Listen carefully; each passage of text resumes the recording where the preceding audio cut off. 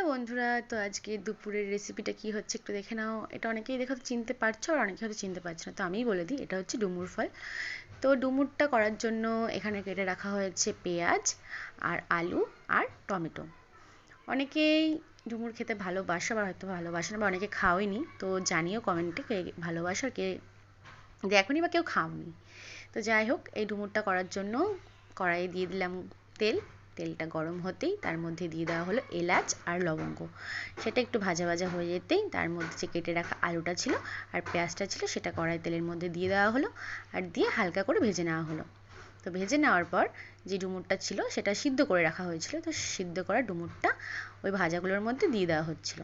তোমরাও পারলে ডুমুরটা সিদ্ধ করে নিও, কারণ ডুমুরটা সিদ্ধ করে নিলে বেশ ভালো লাগে খেতে।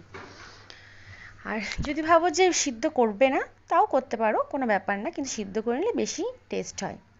তো ডুমুরটা দিয়ে ভালো করে নেড়ে নেওয়ার পর যে কেটে রাখা টমেটোটা ছিল সেই টমেটোটা দিয়ে ভালো করে নেড়ে নেওয়া হচ্ছিল।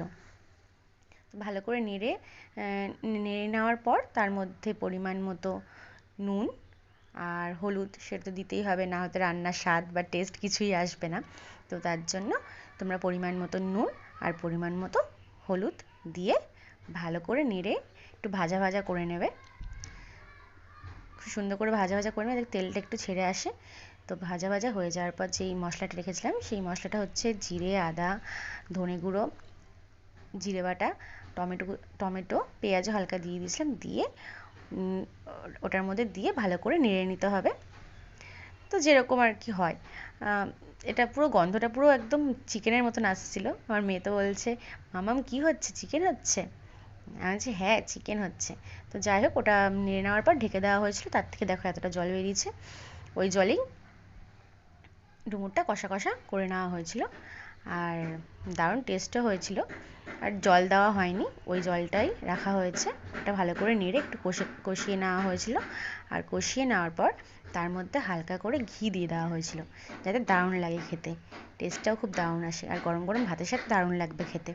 তার জন্য ঘিটা দিয়ে দেওয়া হয়েছিল আর হালকা গরম মশলা দিয়ে দেওয়া হয়েছিল। তো দেখে নাও লাস্ট কীরকম এসছে তরকারিটা দেখতে। আর হ্যাঁ, আর আগে করে রাখা হয়েছিল পটল চিংড়িটা, তো সেটাও তোমাদেরকে দেখিয়ে দিলাম। তো আজকের রেসিপি এটাই। তোমরা কি কি খেলে সেটা একটু কমেন্টে জানিও। টাটা।